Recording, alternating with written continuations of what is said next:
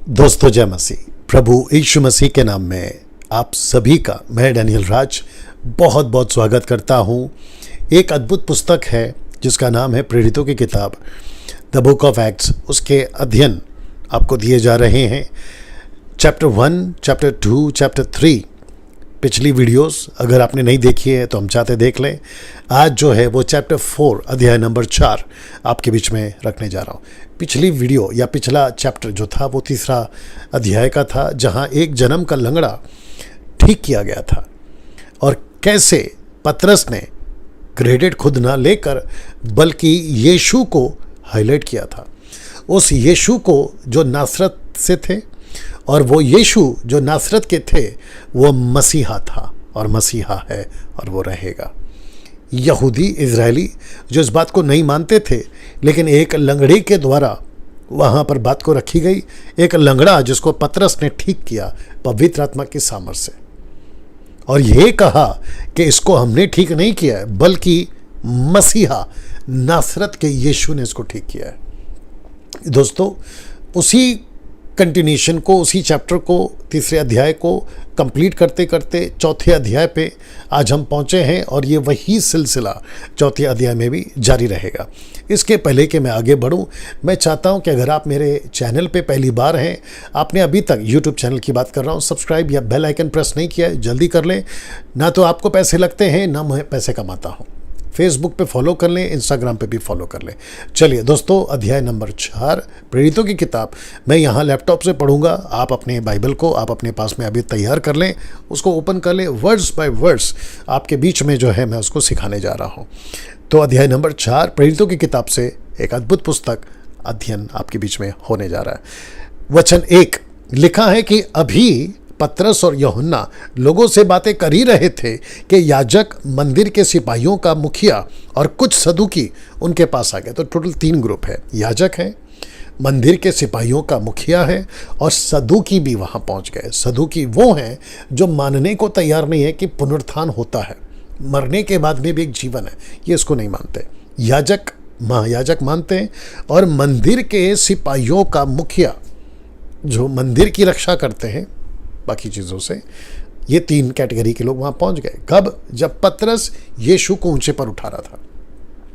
पतरस और यूहन्ना जब यीशु को मसीहा घोषित कर रहे थे, और जो पब्लिक वहां थी इजरायली, उनको कह रहे थे कि ये वही मसीहा है जिसको 50 दिन पहले या 60 दिन पहले तुमने क्रूस पे चढ़ा दिया और मार दिया, जिसका जिक्र 3रे अध्याय में प्रोफेसी के माध्यम से, प्रॉफिट्स के माध्यम से, शास्त्रों के माध्यम से इसने पुख्ता किया, कंफर्म किया। जब ये हो रहा था तो ये 3 कैटेगरी के लोग आ गए। वचन 2 लिखा है कि वे उनसे इस बात पर छिड़े हुए थे।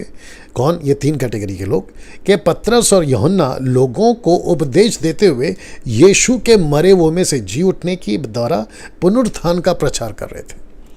तो सबसे ज़्यादा कौन छिड़े थे? सदूकी, क्योंकि वो तो मानते नहीं है।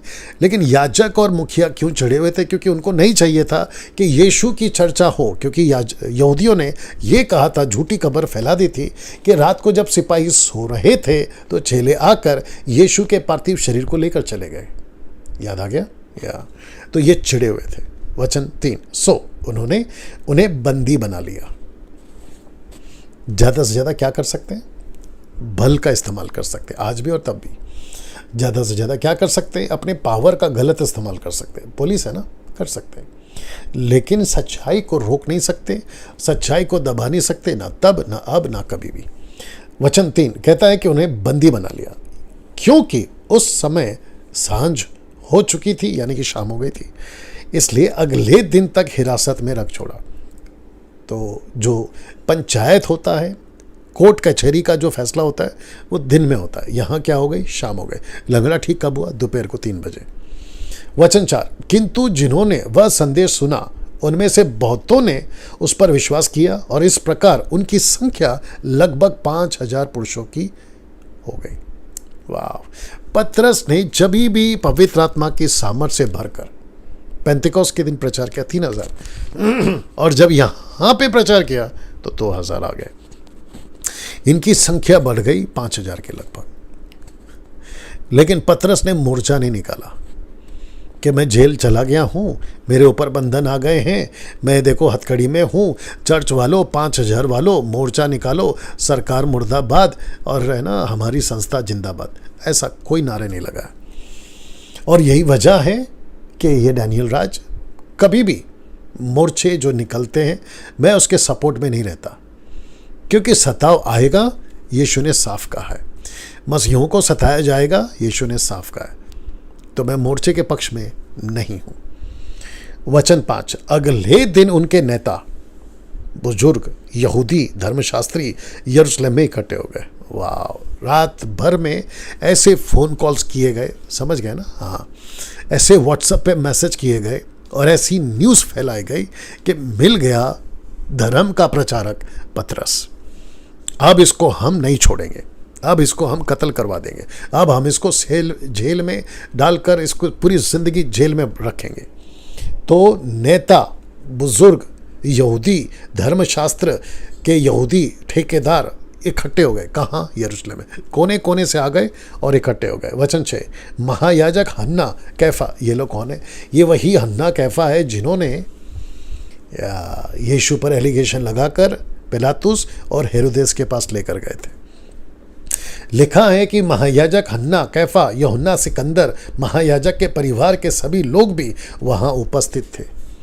अब आप सोच के देखिए कि एक जन्म के लंगड़े को ठीक करने से और पतरस के उसी लंगड़े के ऊपर अपना प्रचार करने पे और यीशु को हाईलाइट करने पे देखिए शैतान कितना बौखला गया है और शैतान कितनी तकलीफ में आ गया है कि इन लोगों को प्रेरित कर रहा है, प्रवोक कर रहा है कि जाओ पतरस को रोको, पतरस को रोको। अगर पतरस को नहीं रोका तो ये जो कार्य है, पंथ जो है, ये जो ग्रुप है, ये बढ़ता जाएगा, बढ़ता जाएगा। तो आज जितने लोग मसीह के विरोधी हैं, विरोध करते हैं, रोकते हैं प्रभु के प्रचार को, तो आप लोगों के कानों में ये बात को मैं डाल दूं, जहन में ये डाल दूं कि तब नहीं रोक सके मसीह के काम को, तो अब क्या रोक पाओगे? और ना ही कभी रुकेगा, क्योंकि ये काम मनुष्य का नहीं है, ये काम परमेश्वर का, जिसने धरती और आकाश को बनाया। तुम अगर लड़ रहे हो ना, तो तुमको लग रहा होगा कि हम इंसानों के खिलाफ लड़ रहे हो। बिल्कुल नहीं, तुम परमेश्वर के खिलाफ लड़ रहे हो। और परमेश्वर के खिलाफ लड़कर कौन टिका है बताइए? मट्टी में मिल गए, तहस नहस हो गए। वचन 7, वे इन प्रेरितों को उनके सामने खड़ा करके पूछने लगे, तुमने किस शक्ति या अधिकार से ये कार्य किया है? किस शक्ति या किस अधिकार से ये कार्य क्या है? शक्ति किसकी है? पवित्र आत्मा की। अधिकार किसका है? यीशु का।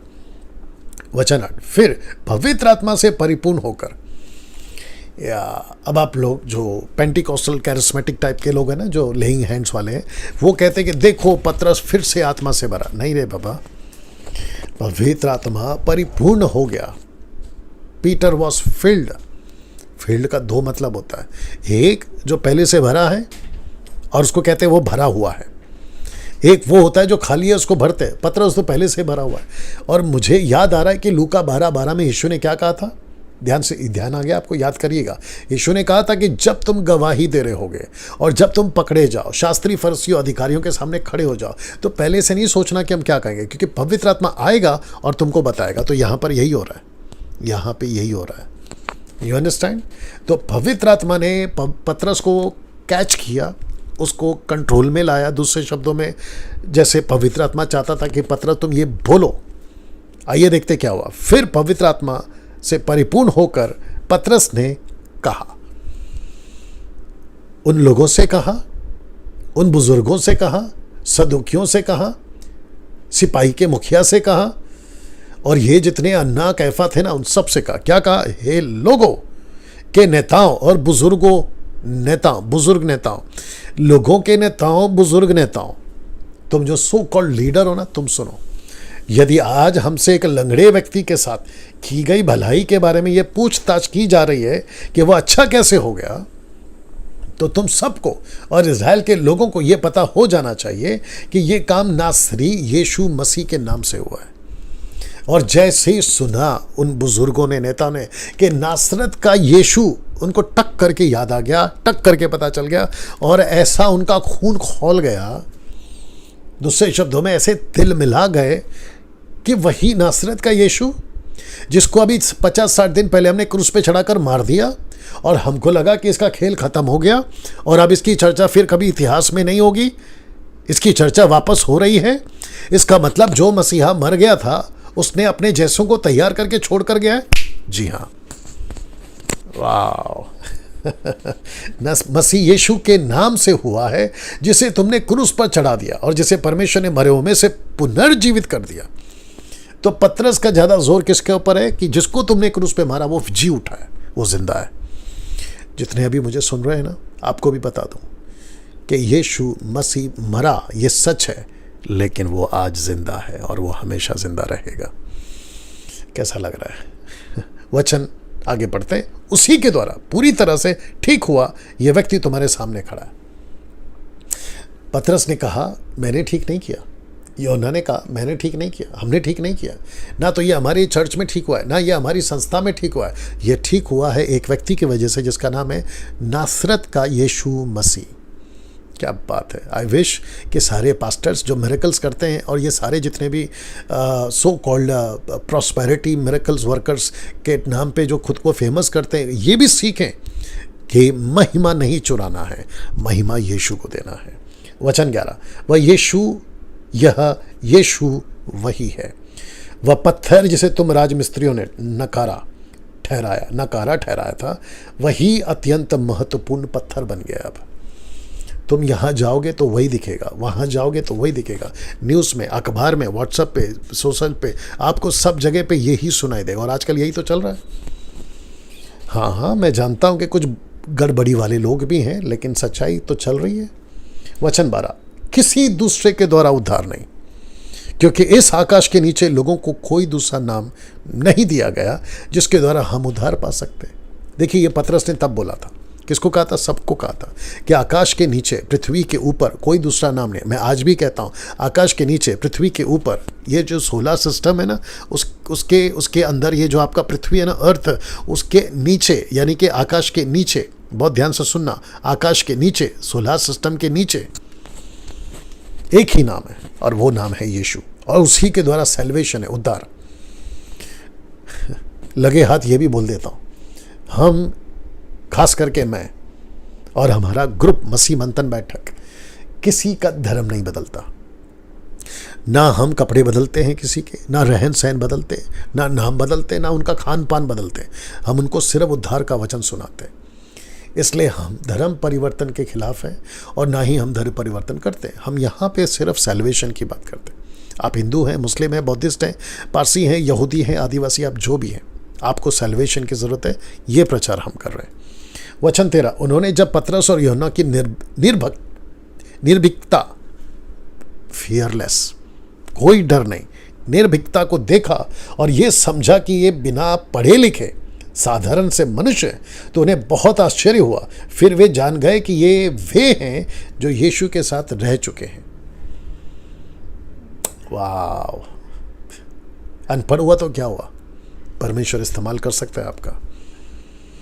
और आपको ये भी बता दूं कि आपको सिर्फ उपलब्ध रहना है, प्रभु से कहना है प्रभु मैं उपलब्ध हूं, बाकी परमेश्वर आपका इस्तेमाल करेगा। राइट। वचन 14, क्योंकि वे उस व्यक्ति को जो चंगा हुआ था उन्हीं के साथ खड़ा देख पा रहे थे, सो उनके पास कहने को कुछ ना रहा। क्योंकि जो गवाही पतरस दे रहा है ना, वो सामने खड़ा है। और मैंने क्या कहा था कि पतरस के पास वो नहीं था जो लंगड़े के पास था, लंगड़े के पास वो नहीं था जो पतरस के पास था। चैप्टर 3 में बोला था मैंने। तो पतरस वो लेकर गया जो लंगड़े के पास में था, लंगड़ा वो लेकर गया जो पतरस के पास में था। पतरस को वो काम आया जो लंगड़े के पास में था, लंगड़े को वो काम आया जो पतरस के पास में था। वचन 15, उन्होंने उनसे यहूदी महासभा से निकल जाने को कहा और फिर वे यह कहते हुए आपस में विचार विमर्श करने लगे। इसको कहते हैं बकवास की मीटिंग, इसको कहते हैं टाइम पास का मीटिंग, जिससे कोई नतीजा नहीं निकलेगा। इतिहास गवाह है, राजा महाराजा, नेता, बड़े बड़े पंडित, बड़े बड़े गुरु बहस कर चुके हैं, मसीहत को रोको, मसीहत को रोको, मसीहत को रोको, यीशु के प्रचार को रोको। नहीं कर सके साहब, नहीं कर सके। जब वो नहीं कर सके तुम्हारे पूर्वज, तुम्हारे दादा परदादा, तो तुमको क्या लगता है तुम कर लोगे? वापस कहता हूँ, ये काम मनुष्य का नहीं है। हम ईसाइयत नहीं फैला रहे। We are not spreading the Christianity, but we are spreading the gospel. यीशु का वचन सुना रहे। समझ में आ गया तो ठीक है, नहीं तो जो करना है करो। 16, इन लोगों के साथ कैसा व्यवहार किया जाए। आपस में विचार कर रहे कैसा व्यवहार किया जाए, क्योंकि यरूशलेम में रहने वाला हर कोई जानता है कि इनके द्वारा एक उल्लेखनीय आश्चर्य कर्म किया गया है जिसका कोई वर्णन नहीं कर सकते। ऐसा एक आश्चर्य कर्म किया गया है और हम इसे नकार भी नहीं सकते। जो पुलिस है वहाँ पे, मुखिया जो है ना, डीसी डीएसपी जो भी होगा, कहता है यार ये तो बिल्कुल सही है, ये तो चमत्कार हुआ है, सदुकी इनकार नहीं कर सकते, प्रॉफिट्स इनकार नहीं कर सकते, याजक माफ़ करना जो लोग हैं वो इनकार नहीं कर सकते। वचन 17, किंतु हम इन्हें चेतावनी दे देंगे, इनको धमकी देंगे, इनको वार्निंग देंगे। तो आपको क्या लगता है, पतरस वार्निंग से डर गया? बिल्कुल नहीं। क्या उस वक्त के लोग चेतावनी से डर गए? बिल्कुल नहीं। क्या आज लोग चेतावनी से डरेंगे तुम्हारी उठपटांग धमकी से? बिल्कुल नहीं। मैं वापस कहता हूं, क्योंकि हिम्मत आती कहां से है? पवित्र आत्मा से। मैं जो बात कर रहा हूं कहां से? पवित्र आत्मा से। हमको ताकत देता कौन है? पवित्र आत्मा से। इसलिए पौलुस कहता है जीना भी लाभ है, मरना भी लाभ है, या कि वे इस नाम की चर्चा किसी और व्यक्ति से ना करें, जो कि नॉट पॉसिबल, ताकि लोगों में इस बात को और फैलने से रोका जा सके। सी, तब नहीं रोक सके, आप क्या रोकोगे? वचन 18, सो उन्होंने उन्हें अंदर बुलाया, आज्ञा दी कि यीशु के नाम पर वे ना तो किसी से कोई चर्चा करें और ना ही कोई उपदेश दें। और किसको कह रहे हैं? पतरस जैसे आदमी को। वाह, इनको मैं बता दूं कि इनकी मीटिंग फेल हो गई, इनकी मीटिंग फेल हो गई, इनकी चर्चाएं फेल हो गई, क्योंकि पतरस एक ऐसा आदमी था, कहता है बेटा गलत पंगा ले लिया तुम लोगों ने मेरे से, मेरे को कह रहे हो कि चर्चा मत करो, मुझ जैसे आदमी को जिसने यीशु को अपनी आंखों से देखा है। मैं उसके साथ में 3.5 रह चुका हूँ, उठ बैठ चुका हूँ, मैं पानी में उसके साथ चला हूँ, मैं उसके साथ था जब आकाशवाणी हुई थी लूका के 9:35 में, यूहन्ना के 12:26 से आगे, मैं उसके साथ रह चुका हूँ। तो मेरे को रोक रहे हो? जब वो जी उठे थे तो मुझसे मिलने आए, मैं पहला आदमी था जिसने उन्होंने बात की, तुम मुझे रोक रहे हो? वचन 19, किंतु पतरस और यूहन्ना ने उन्हें उत्तर दिया, तुम ही बताओ, क्या परमेश्वर के सामने हमारे लिए यह उचित होगा कि हम परमेश्वर की ना सुनकर तुम्हारी सुने? क्या जवाब है, क्या जवाब है, क्या जवाब है। हम मनुष्य की नहीं सुन सकते साहब। डैनियल राज भी है ना, मनुष्य की नहीं सुन सकता, परमेश्वर की सुनेगा। वचन 20, क्योंकि यह तो हमसे नहीं हो सकता। पतरस ने क्या कहा? ये इम्पॉसिबल, ये हमसे नहीं हो सकता कि जो हमने देखा और सुना है वह ना कहें, ये तो नॉट पॉसिबल। हमने देखा है और हमने सुना है, हम वही करेंगे। वचन 1, तब उन्होंने उनको और धमका कर छोड़ दिया। छोड़ना ही पड़ेगा ना साहब, क्योंकि चमत्कार इतना बड़ा हुआ है। अब आपको पता चला कि जन्म का लंगड़ा क्यों ठीक हुआ। इसको रखकर मैं आपको भी कहना चाहता हूँ, ये जितने भी ग्रुप के लोग जो अलग अलग मिरेकल्स काम करने का दावा करते हैं ना, मैं आप लोगों को बता दूं, जो भी व्यक्ति प्रभु यीशु के नाम पे ठीक होता है उसका मकसद एक ही है, परमेश्वर के नाम की महिमा हो और उसका राज्य फैले और उसका राज्य बढ़े। चमत्कार होते ही इसलिए थे तब भी और आज भी कि एक ही वजह है, गॉस्पल स्प्रेड हो, गॉस्पल स्प्रेड हो। बाकी तो बाबा लोग भी आजकल दुकान खोल कर बैठे हैं, बागेश्वर बाबा, ये बाबा, वो बाबा, सब अपना अपना दुकान खोल के बैठे। चमत्कार कोई बड़ी बात नहीं है, लेकिन परमेश्वर जब चमत्कार करता है ना तो उसके पीछे मकसद है कि उसका राज्य फैले। तो जितने लोग चमत्कार कर रहे हैं उनसे पूछ रहा हूँ, और जो पा चुके हैं चमत्कार उनसे पूछ रहा हूँ, क्या आपके द्वारा परमेश्वर का राज्य फैल रहा है, बढ़ रहा है, या फिर तुमने भी बाबाओं की तरह अपनी ही दुकान खोल के रखी है कि देखो साहब यहीं पर आना, पंजाब हो, महाराष्ट्र हो, कर्नाटका हो, तमिलनाडु हो, आंध्रा हो, कहीं का भी हो, कहीं दुकान तो नहीं खोल के रखे, अफ्रीका अमेरिका, कि देखो साहब यहीं पर आना, ये कोर्ट वाले से ही मिलना, इसी से मिलना, ये हमारे बाबा, ये हमारे अपोस्तल है, ये हमारे बिशप है, ये हमारे पास्टर है, ये हमारे भाई हैं, ये हाथ रखेंगे तभी होता है। ऐसा कोई दुकान खोल के रखा है तो भैया टोटल शैतान की तरफ से, या क्योंकि शैतान भी चमत्कार करता है, याद रखना। तो लिखा है कि उनको धमकी देकर छोड़ दिया, क्योंकि लोगों के कारण उन्हें दंड देने का कोई कारण नहीं मिला, इसलिए कि जो घटना हुई थी उसके कारण सब लोग परमेश्वर की बड़ाई करते थे, लोग बड़ाई करते थे। क्या बात है। वचन 22, क्योंकि वह मनुष्य जिस पर यह चंगा करने का चिन्ह दिखाया गया था 40 वर्ष से अधिक आयु का था, 40 ईयर्स, परिपक्व, मैच्योर, समझदार, बोलने में निपुण, ऐसा था ये। वचन 23, जब उन्हें छोड़ दिया गया तो वे यानी कि पतरस और यूहन्ना अपने ही लोगों के पास आ गए और उनसे जो कुछ प्रमुख याजकों, बुजुर्गों, यहूदियों, नेताओं ने कहा था वह सब उन्हें कहा सुना। पतरस ने लंगड़े का चमत्कार मेरे हाथ से हुआ ये नहीं कहा। पतरस ने चमत्कार को हाईलाइट नहीं किया। पतरस ने जो वहां पे घटना घटी थी ना कि यीशु को देखकर, यीशु की बातों को देखकर, चमत्कार को देखकर हमको रोका जा रहा, इसकी चर्चा की। बोला अब देखो ये लोग ऐसा बोल रहे हैं। वचन 24 को पढ़ते, जब उन्होंने ये सुना तो मिलकर ऊंचे स्वर में परमेश्वर को पुकारते हुए बोले, हे स्वामी, तूने ही आकाश, धरती, समंदर, उनके अंदर जो कुछ है उसकी रचना की है। तूने ही पवित्र आत्मा के द्वारा अपने सेवक हमारे पूर्वज दाऊद के मुख से कहा था, इन जातियों ने जाने क्यों अपना अहंकार दिखाया, लोगों ने व्यर्थी षड्यंत्र क्यों रच डाले। धरती के राजाओं ने उसके विरुद्ध युद्ध करने को तैयार किया। शासक प्रभु और उसके मसीह के विरुद्ध में एकत्र हुए। 27 लिखा है कि हेरोदेस और पिन्तियुस पिलातुस भी इस नगर में गैर यहूदियों और इजरायलियों के साथ मिलकर तेरे पवित्र सेवक यीशु के विरुद्ध में जिसे तूने मसीह के रूप में अभिषिक्त किया था, वास्तव में एकजुट हो गए हैं। वे इकट्ठे हुए ताकि तेरे शक्ति और इच्छा के अनुसार जो कुछ पहले ही से निश्चित हो चुका था वह पूरा हो। वचन 29, और अब हे प्रभु, इनकी धमकियों को देख, इनकी धमकियों पर ध्यान दे। अपने सेवक को, यानी कि पतरस कहता है, सब एक चेले कहते हैं, अपने सेवकों को निर्भयता के साथ तेरे वचन सुनाने की शक्ति दे। हम बिना किसी बातों के डरे, इंसान है ना, इंसान है, तो कहते हैं कि हमको ऐसी ताकत दे, ऐसी हिम्मत दे कि हम तेरे वचन को सुना सके, वो भी शक्ति से। तो ये प्रार्थना कर सकते थे ना कि प्रभु एक काम कर, उस व्यक्ति को मार डाल जिसने हमको धमकी दी, उसको पैरालाइज कर दे जिसने हमको धमकी दी, उनकी सत्ता खत्म कर दे। ऐसा नहीं किया।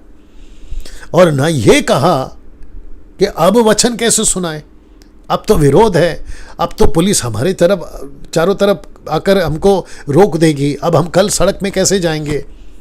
ऐसा नहीं किया ना इन्होंने कहा कि विरोध होने दो, लेकिन हमको ताकत दे, शक्ति दे, हिम्मत दे कि हम तेरे वचन को सुनाए। वचन 30, जबकि चंगा करने के लिए तू अपना हाथ बढ़ाए और छिन्न तथा अद्भुत कार्य तेरे पवित्र सेवक द्वारा यीशु के नाम पर किए जा रहे हो। जब उन्होंने, अभी 31 को पढ़ना, जब उन्होंने प्रार्थना पूरी की तो जिस स्थान पर वे एकत्रित थे वह हिल उठा और उन सब में पवित्र आत्मा समा गया और वे निर्भयता के साथ परमेश्वर के वचन बोलने लगे। इसका मतलब है कि पवित्र आत्मा नॉन स्टॉप, कंटिन्यू उनको भरता रहा, उनके अंदर था, उनके साथ था और उनको इस्तेमाल करता रहा। ये नहीं है कि पवित्र आत्मा आया पेंतेकोस्त के दिन, छोड़कर चला गया, फिर वापस आता था, फिर छोड़ के जाता था, फिर आता था। ये नहीं हुआ है। अगर ऐसा कोई सिखा रहा है तो बकवास है।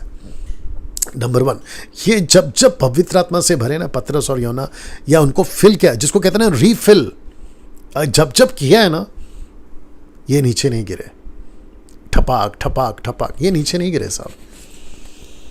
तो फिर प्रश्न उठता है कि ये कॉन्सेप्ट आया कहाँ से कि देखो भाई पवित्र आत्मा आया और मैं नीचे गिर गया। बकवास। 32 32वां वचन, विश्वासियों का ये समूचा दल एक मन और एक तन थे। कोई भी ये नहीं कहता था कि उसकी कोई भी वस्तु उसकी अपनी है। उनके पास जो कुछ होता उस सब कुछ को वे बांट लेते थे। अद्भुत है नहीं? और वे प्रेरित समूची शक्ति के साथ प्रभु यीशु के फिर से जी उठने की साक्षी दिया करते थे। परमेश्वर का महान वरदान उन सब पर बना रहता था।